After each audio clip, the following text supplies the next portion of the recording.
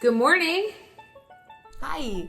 Happy Juneteenth is today, and Father's Day is on Sunday. Two major holidays, all within 3 days. Sunday, right? Father's Day is on Sunday? Yeah. Yeah. Happy Father's Day. Okay, I have a question for you. Uh-oh. What animal do you think is responsible for killing the most people every year? Oh, it could be anything. I mean, my immediate reaction was a shark. I don't feel like that's the right answer. Okay, no, it's actually not the shark. The shark is actually lower on the totem pole. I don't know the answer. Something we could look up. No, actually, I think it's mosquitoes, but I'm not 100% certain. But a close second for high death killers every year is the freshwater snail.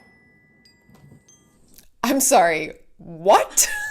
I know, and I know you have this weird little upset. How is the snail, by the way? We left for 6 weeks. When we came back, on where he lived on a shelf. I don't know, it's not a shelf anyway, but halfway between the aloe vera plant and the wall, which is a good distance, was his little empty shell. So I don't know what that means. What does that mean? What does a snail do without a shell? I don't even know how you lose a shell. Do you die? Do you lose it and keep going? Is a snail without a shell a slug? Those are two different creatures. Oh. Okay. Anyways. Okay, so my freshwater snail. So these snails are usually found the ones that are killing, because you're like, oh, well, we have snails. Why am I not dead yet? It's freshwater snails in Asia, Africa, South America, right? And it's a real problem. It's so much a problem that they had different approaches to taking out these snails, not just how to treat what happens to the people who get affected by these snails. But they had a prawn approach where they had prawns are killers of these snails. They introduced more prawns. Anyways, so these snails, what they carry is I'm not gonna say this right, is a toxin called schistosomiasis, right? Something like that. And essentially what happens is it needs a body of water to transmit into a new carrier, but it lives in these snails. So people would go into rivers, walking around, doing whatever they're doing, and the snails are floating in the water, and this schistosomiasis jumps out and goes into the human. And it can go into right through skin, anything like that, right?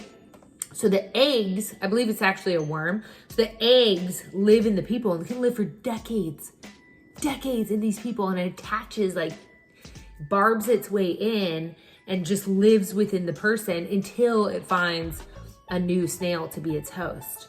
So it goes all the way from anemia, fatigue, to death. But 250 million people are affected by this every single year, and 200,000 die. 200,000 die. Death by snail. I've never heard of this in my life. I don't even, should I be worried? Should I not go into certain bodies of water? Oh, here's the thing. When I was in Africa, that's kind of what they tell you. It's you don't swim in, because there's a lot of different, there's a hookworm, and running around barefoot or swimming in bodies of water that you don't know is just not a good idea. Especially if you're not used to what's normally occurring in the area. You have no immunity to it. Not that the local people do, but they're more aware of what could be potential dangers in the water than you and I, floating around, swimming in the lagoon or whatever. So you shouldn't be worried because it's not here. But if you travel, just be aware that you could have schistosomiasis. Okay, well, that's a good to know fact.